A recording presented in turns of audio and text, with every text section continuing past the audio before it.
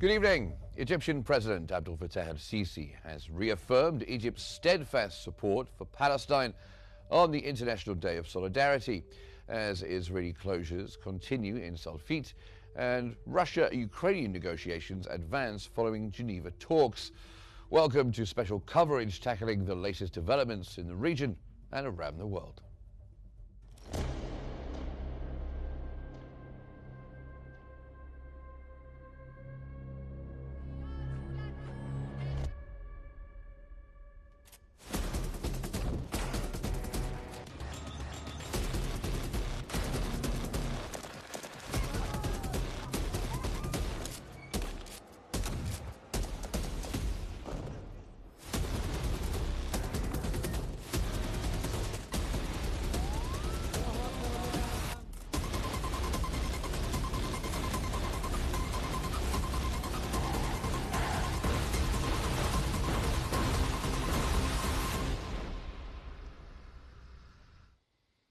Egyptian President Abdel Fattah el-Sisi has sent a message to Palestinian President Mahmoud Abbas for the International Day of Solidarity with the Palestinian people, reaffirming Egypt's unwavering support for Palestine. President el-Sisi praised the legendary resilience of Palestinians amid ongoing hardships in Gaza, the West Bank and Jerusalem, highlighting daily restrictions, land seizures and settler attacks. He called on the international community to assist in reconstruction efforts and support the Palestinian Authority in providing essential services. The president reiterated Egypt's commitment to Palestine's independent statehood along the 1967 borders with East Jerusalem as its capital.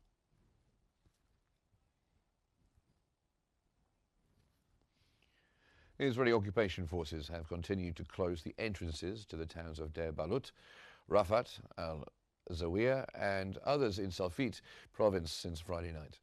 The closures have intensified military restrictions in the area, severely disrupting Palestinian movement and limiting access to workplaces, schools and public services.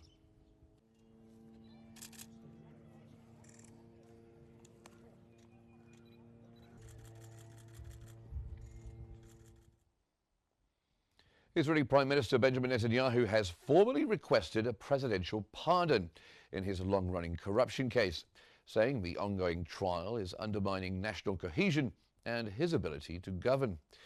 Netanyahu said the decision was driven by Israel's security and political reality, despite his belief he would ultimately be fully acquitted. He argued that ending the proceedings would help ease internal tensions and enable broader national unity. Netanyahu's lawyers submitted the request earlier on Sunday, asserting the Prime Minister still maintains complete confidence in his innocence. The Likud leader urged political actors to support the move, saying it serves the good of the country.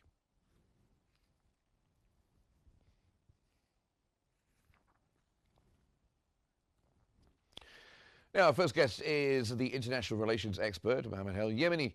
Thank you very much for being here with us on Qnews.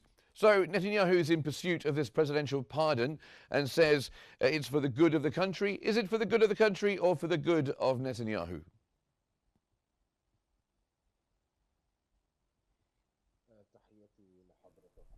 Good evening to you and to everyone who's watching. Of course, it is in Netanyahu's favor because ever since he started the aggression on the Gaza Strip, he had so many crimes and his political future in Israel has been compromised. So this is something. And then the second thing here, he has elections upcoming in October 2026. And he is preparing for them, and he's talking about a presidential pardon after the U.S. President Donald Trump has asked for this presidential pardon from Israel's president. And then the other thing, I think that about 2 months ago, or maybe even less, President Donald Trump talked about or he threatened the internal officials in Israel if they have any punishments if they issue any punishment on Netanyahu, and then he will stop the support or the aid coming from the USA to Israel. And yeah, Netanyahu wants to run in the next elections without any issues or problems. And in my opinion, I think that this would be very hard for several reasons, because the Israeli aggression is still ongoing, and here maybe one of them could change.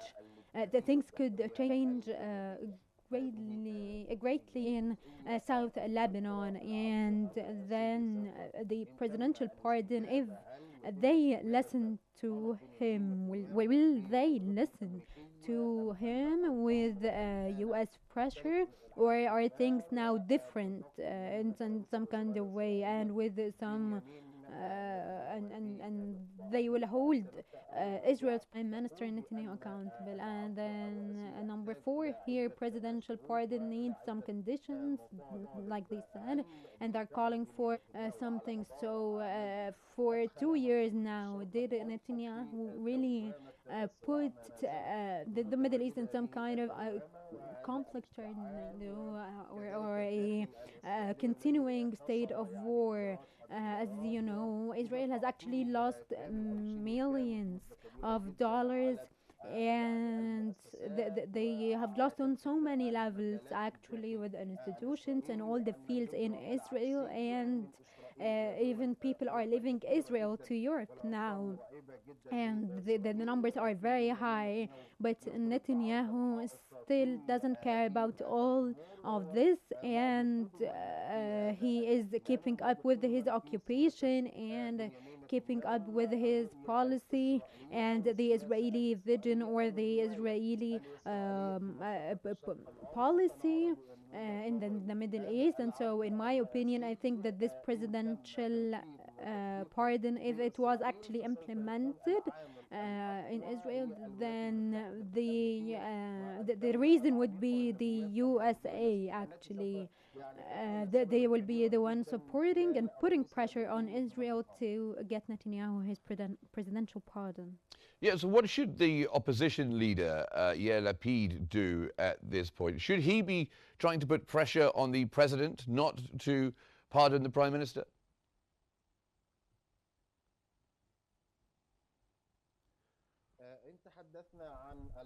If we talk about opposition here, let me make something very clear for everyone who's watching. Opposition here, if yeah, of course, they are opposing Netanyahu, but still they support the far right government, and they support Smotrich, Ben Gvir, and Netanyahu's policy. I'm talking here about their support with the aggression on the Gaza Strip, Syria, and Lebanon. They support Netanyahu's policy in the Middle East. But then something else is that the opposition now actually, we can say that the Israeli opposition here, they won't really pressure or influence the president's decisions. They will not, they're not likely to change anything about the presidential pardon, but here we can expect any scenario. Will this actually be in favor of Netanyahu on some levels for his political mess ups? Yeah, maybe, yeah, so that he can run in the elections in the upcoming year. But actually, this is not as easy here, because before the aggression on the Gaza Strip,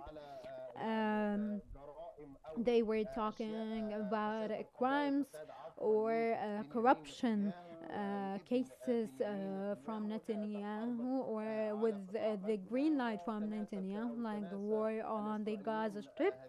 And actually, Israel now has forgotten about these cases, but the corruption cases are still hanging and are still actually happening, that they haven't been closed once and for all, or settled once and for all. And then it did Netanyahu talk or ask for this presidential pardon in this time, because he knows that his policy is very clear. He tries to take advantage of any crisis or any situation so that he can manipulate it to his own favor and to get a win out of it. We've seen this happen a lot. He's always talking about his wins.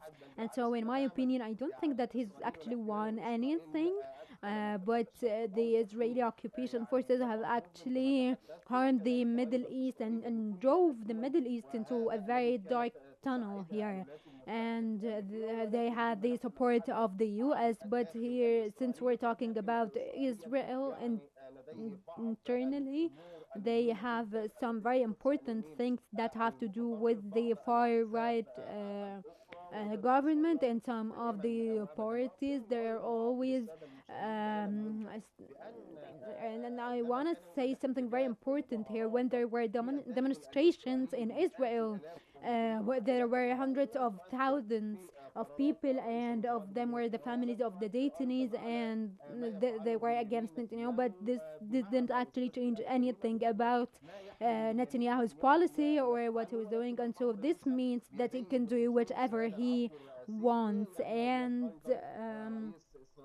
actually, we have here Israel's president. If he receives much pressure, or if he had gets in contact with the U.S. President Trump, then I think Netanyahu will be granted a presidential pardon for so many reasons that have to do with Netanyahu's future. And Netanyahu thinks. Thinks of himself as the last king of Israel, and that he needs to do everything in his power to achieve what can be achieved, and for Israel to achieve all of its goals in the Middle East, so he can remain in the office. And how might Netanyahu's legal battles affect his coalition and even party dynamics? Might they smell weakness? And what about the public? You mentioned the public there and the demonstrations that have taken place against Netanyahu. What would the public think? It's quite humiliating, is it not, for their prime minister to have to go to the president to request a pardon?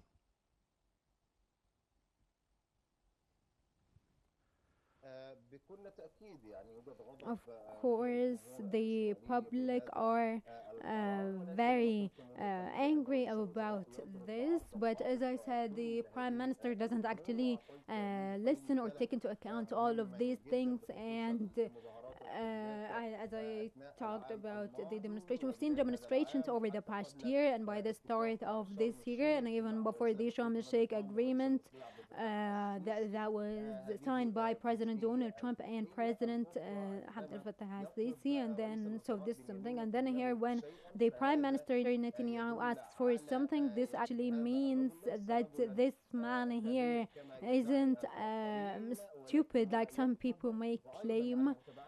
But as I've been following up on everything for the past 2 years, Netanyahu rarely asks for anything. He asked favors from the U.S. or from the Western countries that have alliance with Israel, and he rarely asks for anything in Israel. And then anything that he asked for had to do with the war and the aggression on the Gaza Strip and so on. And so this is something here. Another thing is the core of his request here. Does this request affect Netanyahu's future? No, because here Netanyahu is supported by the Jew, and they are pressuring U.S. President Donald Trump to grant him all the support and the aid that he needs. And as we've seen, the U.S.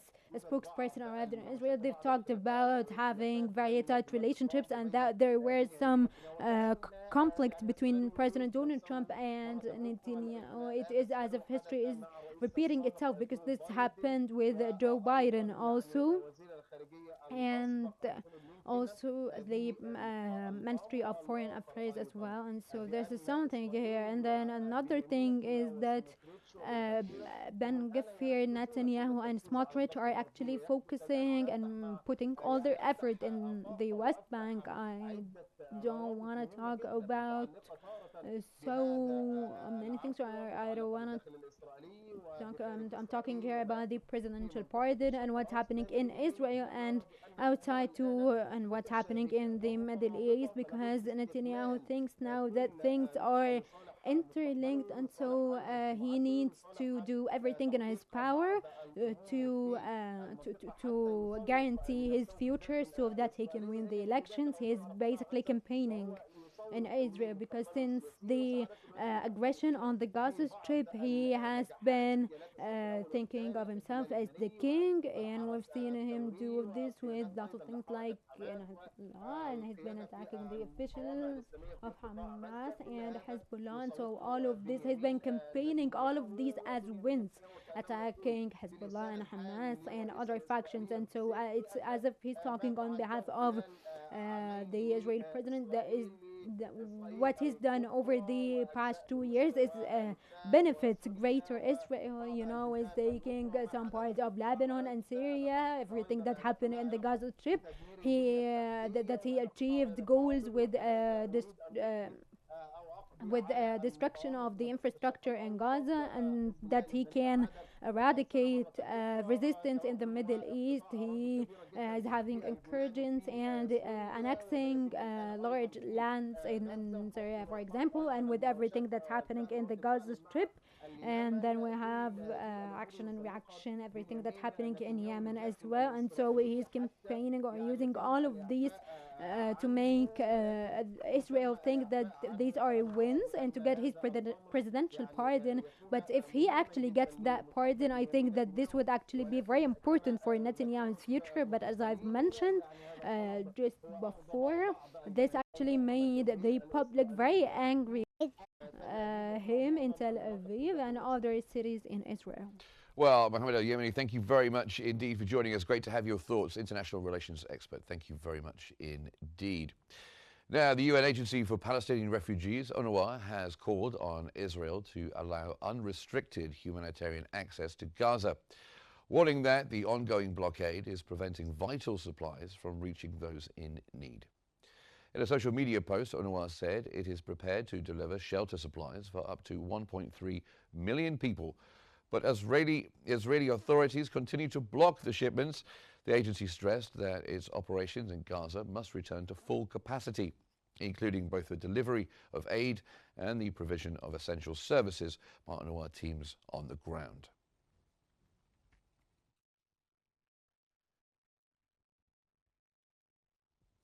Now, with this delegation going to the United States, let's get the developments in the Ukraine-Russia deal.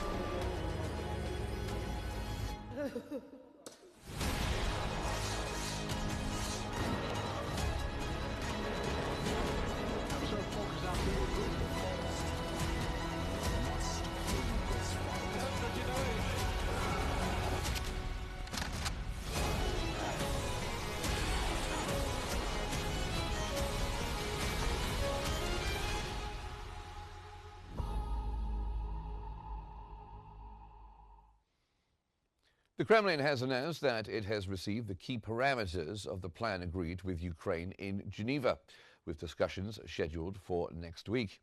A statement said that differences over international recognition of Ukraine's settlement decisions will be addressed during negotiations. The Kremlin also noted rising political uncertainty in Ukraine following a corruption scandal and the resignation of the head of President Volodymyr Zelensky's office, citing concerns over Zelensky's legitimacy and reluctance to hold elections or fully adhere to the constitution, they say.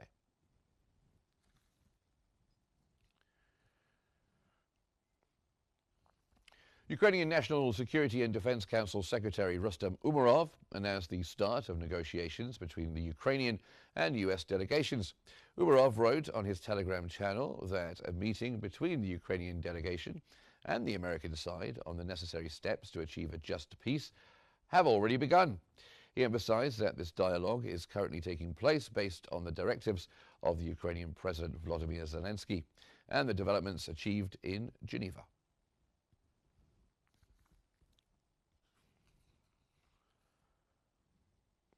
Now, our next guest to talk this through with us is joining us from Moscow, is the director of GSM Research Center, Dr. Asif Melhem. Thank you very much for being here with us on Q News. So do you see the possibility of them reaching a final agreement anytime soon? Good evening to you and to everyone who's watching.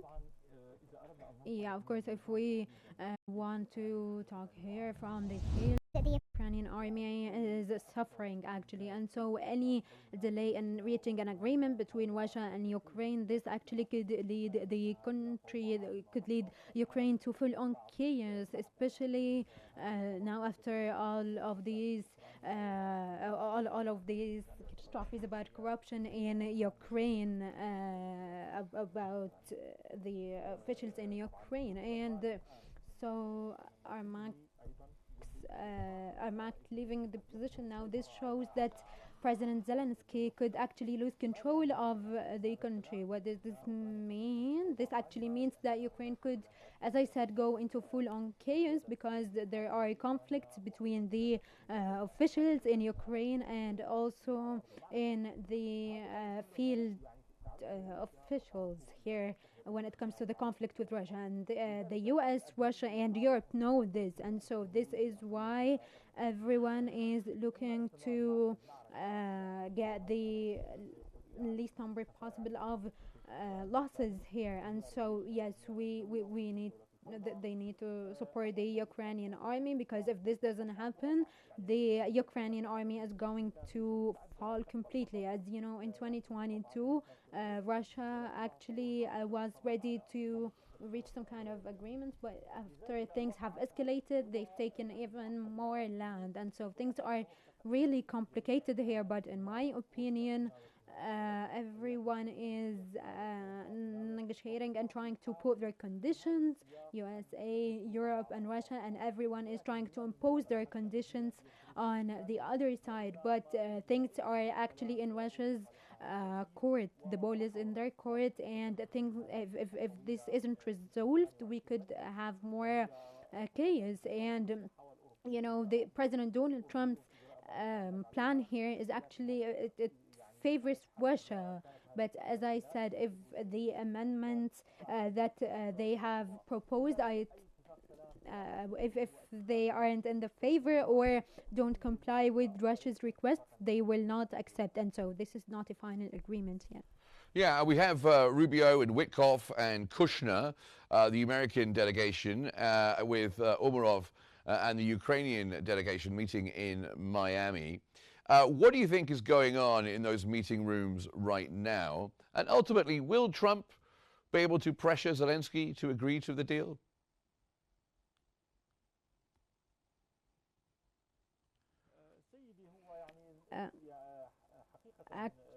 Actually, sending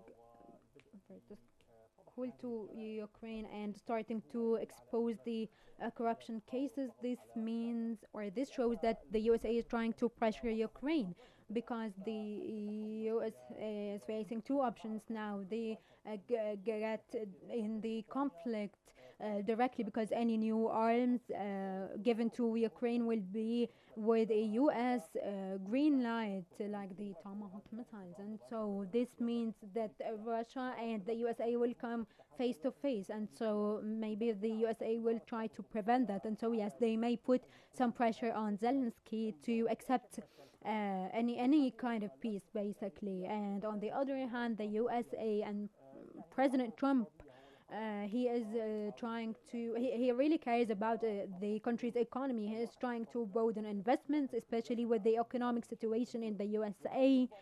They have a large debt now, and so I think that there will be pressure put on Zelensky, and maybe Russia will be a bit lenient here.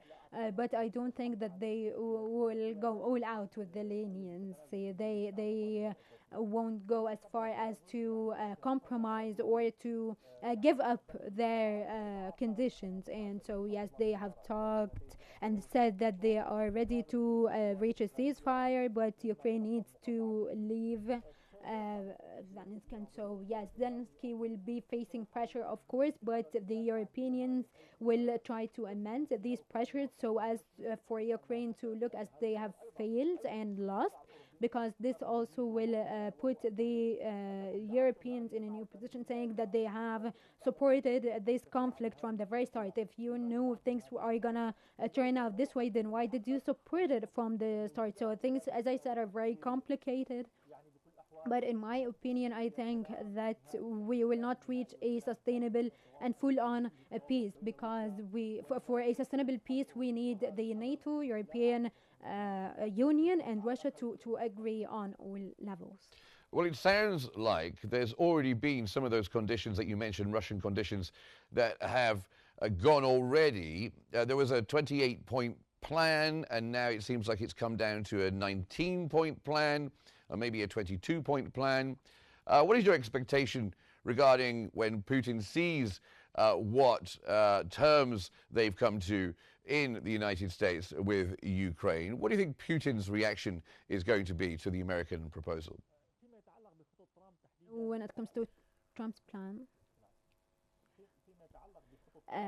when it comes to Trump's plan, Russia has actually said that they didn't refuse or accept them. They said that they are a good foundation to start negotiations, but we need to look thoroughly or to investigate this plan thoroughly for years. And so it's we're just postponing the war and not just ending the conflict once and for all.